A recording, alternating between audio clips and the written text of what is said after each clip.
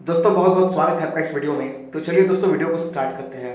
दोस्तों please video को पूरा देखिएगा क्योंकि आज की इस वीडियो में काफ़ी इंपॉर्टेंट क्वेश्चन के बारे में बात करेंगे।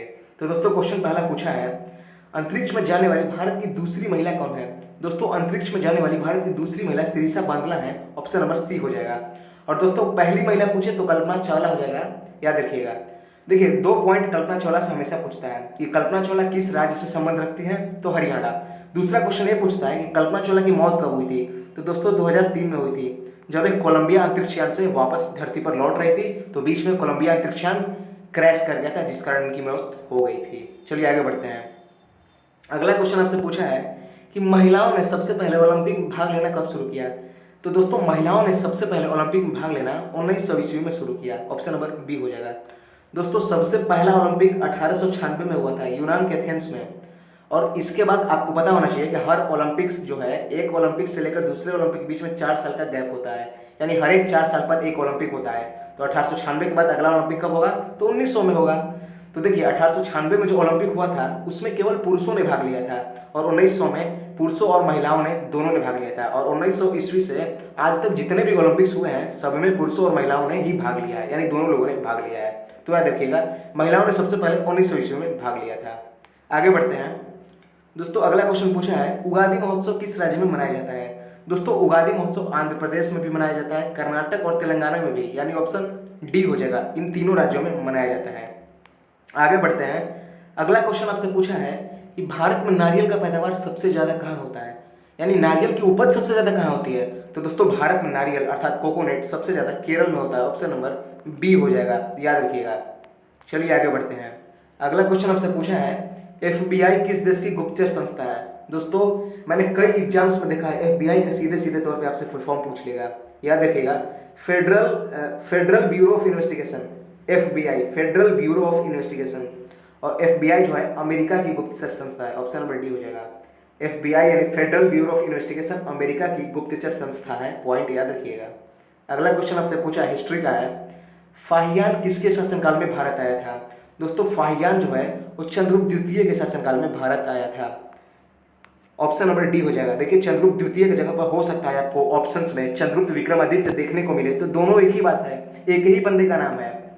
फाहियान जो है चीनी यात्री था, ये भी पॉइंट याद रखिएगा। कई बार पूछा है कि फाहियान किस देश से ताल्लुकात रखता था, यानी संबंध रखता था, चीन। चलिए आगे बढ़ते हैं।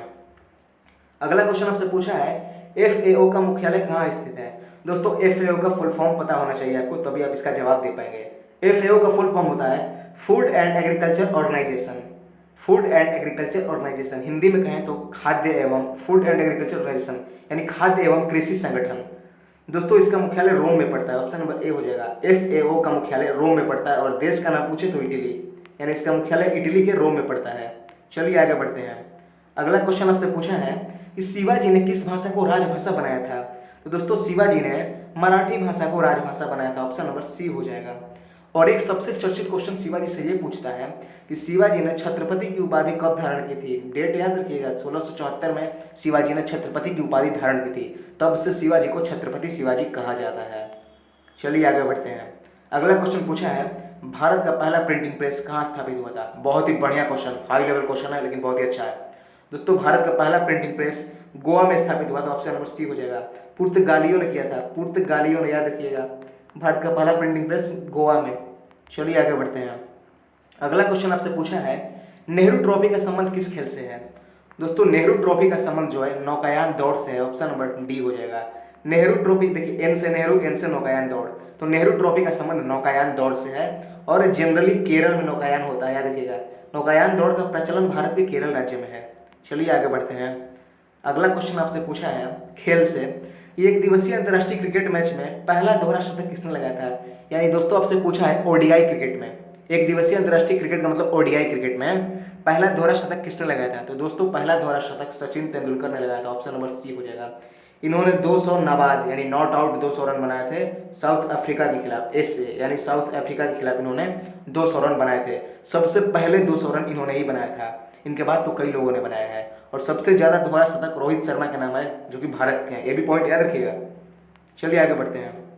अगला क्वेश्चन आपसे पूछा है, साइमन कमीशन कब भारत आया था। दोस्तों साइमन कमीशन भारत आया था 1928 ईस्वी में, ऑप्शन नंबर बी।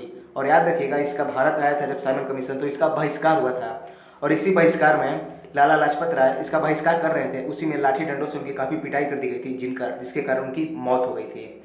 तो पूछता है कि साइमन कमीशन के बहिष्कार करते समय किस क्रांतिकारी की मौत हो गई थी, तो लाला लाजपत राय। चलिए आगे बढ़ते हैं। अगला क्वेश्चन पूछा है साइलेंट वैली नेशनल पार्क किस राज्य में है। दोस्तों silent valley national park Kerala में है, ऑप्शन नंबर बी हो जाएगा। चलिए आगे बढ़ते हैं। अगला क्वेश्चन पूछा है विश्व उपभोक्ता दिवस कब मनाया जाता है। दोस्तों विश्व उपभोक्ता दिवस 15 मार्च को मनाया जाता है, ऑप्शन नंबर बी हो जाएगा। अगला क्वेश्चन देखते हैं, बढ़िया क्वेश्चन है कि बेटी बचाओ बेटी पढ़ाओ योजना कब प्रारंभ हुआ था। दोस्तों बेटी बचाओ बेटी पढ़ाओ योजना 2015 में प्रारंभ हुआ था, ऑप्शन नंबर सी। और सबसे बढ़िया क्वेश्चन जानते हैं क्या पूछता है, पूछेगा कि बेटी बचाओ बेटी पढ़ाओ योजना भारत के किस राज्य में सबसे पहले शुरू हुआ था। तो भारत के हरियाणा राज्य में सबसे पहले शुरू हुआ था 2015 में, पॉइंट याद रखिएगा। चलिए आगे बढ़ते हैं। अगला क्वेश्चन पूछा है समुद्र की गहराई किससे मापी जाती है। दोस्तों समुद्र की गहराई फैथोमीटर से मापी जाती है, ऑप्शन नंबर ए हो जाएगा। और देखिए ऑप्शंस की बात करते हैं, लैक्टोमीटर दिया है ऑप्शन नंबर सी में, दूध की शुद्धता लैक्टोमीटर, ऑप्शन नंबर डी में दिया है सिस्मोग्राफ, यानी भूकंप की तीव्रता सिस्मोग्राफ से मापी जाती है। आगे बढ़ते हैं। अगला क्वेश्चन पूछा है इंदिरा गांधी को भारत रत्न कब मिला। दोस्तों इंदिरा गांधी को भारत रत्न 1971 ईस्वी में मिला था, ऑप्शन नंबर सी हो जाएगा। और भारत की सबसे पहली महिला इंदिरा गांधी हैं जिनको भारत रत्न मिला था।